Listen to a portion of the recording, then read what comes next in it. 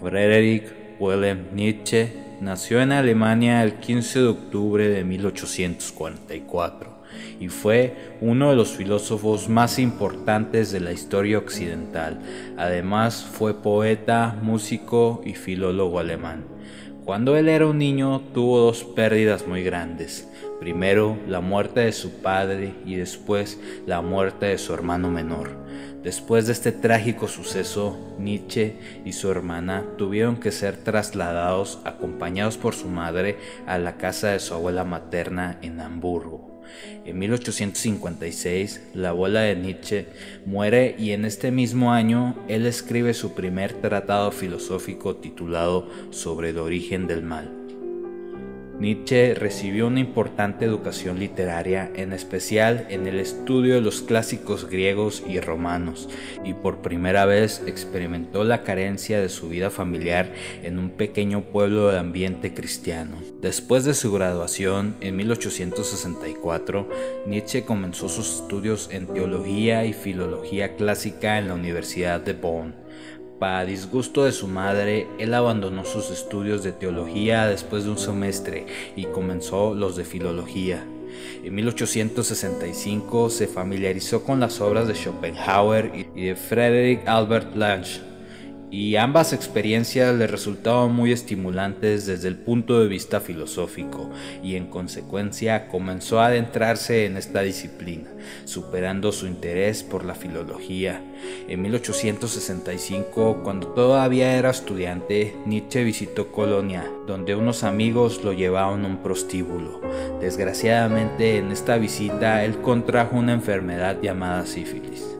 En 1867 realizó un año de servicio militar voluntario con la División de Artillería Prusiana de Hamburgo.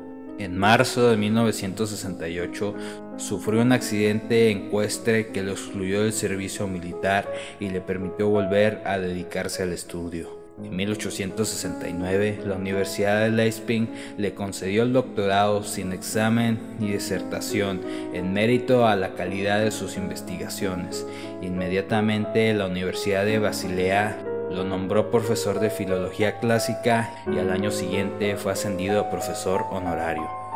Después de trasladarse a Basilea, Nietzsche renunció a su ciudadanía alemana, manteniéndose durante el resto de su vida oficialmente apátrida.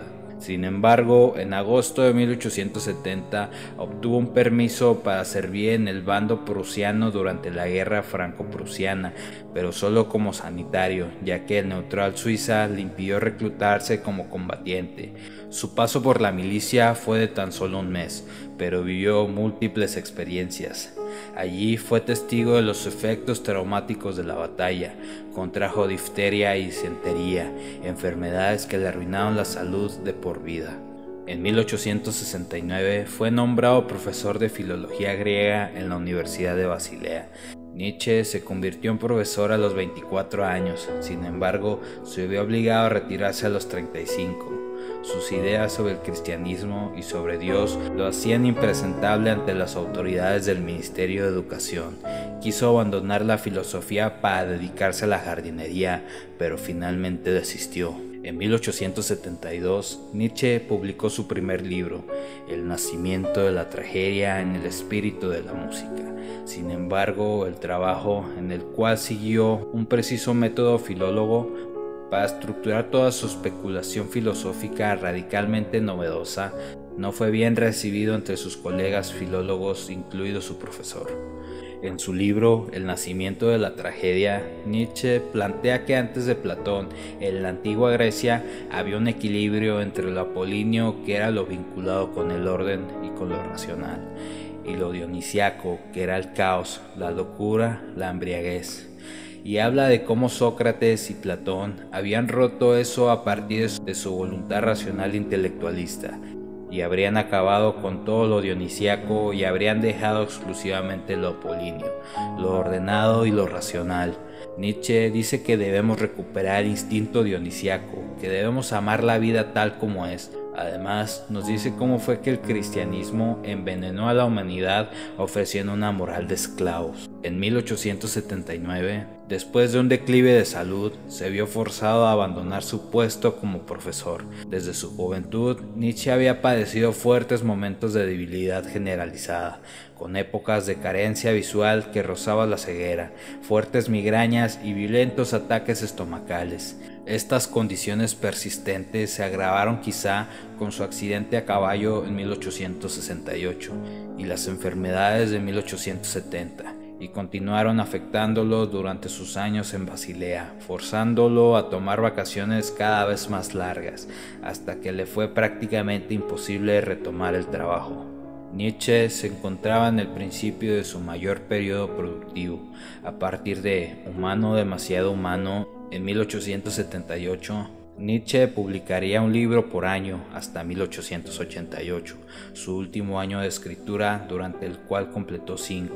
En 1879, Nietzsche publicó Opiniones y máximas mezcladas, lo que surgió el aforismo de Humano demasiado humano. En 1881, Nietzsche publicó Aurora, reflexiones sobre los prejuicios morales, y en 1882 la primera parte de La Gaia Ciencia. La Gaia Ciencia parte de la idea liberadora de que la vida ha dejado de ser una obligación. Nietzsche se interna con alegría y ligereza en los terrenos pantanosos de la ciencia, la moral y la religión, para sacar a la luz su significado arrinconado, la seriedad. El mensaje de Nietzsche, plasmado en Así habló Zaratustra, contiene como ideas fundamentales el pensamiento del eterno retorno, la afirmación de la vida, la transvaluación de los valores, el superhombre y la voluntad de poder.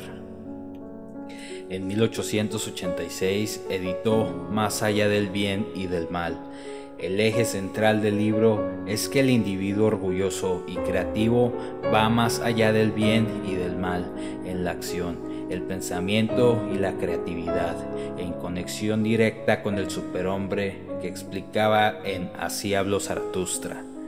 Con este libro y con la aparición entre 1886 y 1887 de segundas ediciones de sus trabajos tempranos, vio completado su trabajo y se esperanzó con que una oleada de lectores apreciaría sus escritos. De hecho, el interés por Nietzsche aumentó en esta época, aunque esto fue apenas percibido por él. En 1887, Nietzsche rápidamente escribió su polémica Genealogía de la Moral. La genealogía de la moral forma parte de la última etapa creativa de Nietzsche. Fue un libro escrito en prosa, cuya intención fue realizar una aguda crítica a los postulados filosóficos tradicionales que han prevalecido en la moral y en las creencias del mundo occidental. En el mismo año, Nietzsche escribió 5 libros basados en sus voluminosas notas, fruto del largo trabajo continuado que en un principio pensaba reunir bajo el título de La voluntad de poder. Su salud pareció mejorar y aquel verano estuvo de buen humor. En 1867, Nietzsche fue trasladado por una infección sifilítica que finalmente desembocó en la crisis mental de enero de 1889. Fin efectivo de la vida de Nietzsche, aunque viviría en silencio y perdido en sí mismo, hasta 1900. La sífilis era el SIDA de su tiempo, y cuando leemos a Nietzsche, especialmente su obra tardía como Ecce Homo o El Anticristo, deberíamos tener bien presente el hecho de su enfermedad. El 3 de enero de 1889, Nietzsche sufrió un colapso mental. Ese día fue detenido tras, al parecer, haber provocado algún tipo de desorden público por las calles de Turín. Lo que pasó exactamente es desconocido. La versión más extendida sobre lo sucedido dice que Nietzsche caminaba por la Piazza Carlo Alberto cuando un repentino alboroto que causó un cochero al castigar a su caballo llamó su atención. Nietzsche corrió hacia él y lanzó sus brazos rodeando el cuello del caballo para protegerlo, desvaneciéndose acto seguido contra el suelo. En los días siguientes escribió breves cartas para algunos amigos, incluidos Cosmia Warner y Jacob Burckhardt, en las que mostraba signos de demencia y megalomanía. Nietzsche estaba enteramente sumergido en la locura y su madre, Franziska, decidió llevarlo a una clínica en Jena bajo la dirección de Otto Bisnauer. Desde noviembre de 1889 a febrero de 1890, Julius Langbert intentó curar a Nietzsche, sentenciando que los métodos del doctor eran ineficaces para curar su condición. Langbert asumió más y más control sobre Nietzsche. En marzo de 1890, su madre Franziska sacó a Nietzsche de la clínica y en mayo de 1890 lo llevó a su casa en Hamburgo. En 1893, Elisabeth Nietzsche, la hermana de Nietzsche, volvió de Paraguay después del suicidio de su marido. Leyó y estudió los trabajos de Nietzsche y pieza por pieza tomó el control sobre ellos y su publicación. Después de la muerte de su madre, Franziska, en 1897, Nietzsche vivió en Weimar, donde fue cuidado por su hermana Elisabeth, quien permitió a la gente visitar a su poco comunicativo hermano. El 25 de agosto de 1900, Nietzsche murió después de contraer neumonía. Por deseo de Elisabeth, fue inhumado junto a su padre en la iglesia de Rauchen. La causa del hundimiento de Nietzsche ha sido un tema de especulación y origen incierto. Un fuerte y temprano diagnóstico era una infección de sífilis. Sin embargo, algunos de los síntomas de Nietzsche eran inconsistentes. Otro diagnóstico posible es un meningioma derecho retroviral, un tipo de cáncer cerebral. En 1930, Elisabeth, que era tanto nacionalista alemana como antisemita, se volvió seguidora del partido nazi, cuando Adolf Hitler y los nazis tomaron el poder en 1933. El archivo Nietzsche recibió el apoyo económico y publicidad de la Alemania nazi, lo que distorsionó la figura del filósofo. Elisabeth tuvo un papel crucial en la promoción de los escritos de su hermano, pero distorsionó parte de su filosofía, especialmente en la edición y difusión de un grupo grande de sus fragmentos póstumos. La voluntad de poder en el siglo XX. Massimo Moriarty demostró que este libro es una mixtificación con graves interpolaciones y desviaciones teóricas que intentaban legitimar la violencia política del nazismo con una voluntad de poder ajena a su legado intelectual, hostil manifiesto de los antisemitas.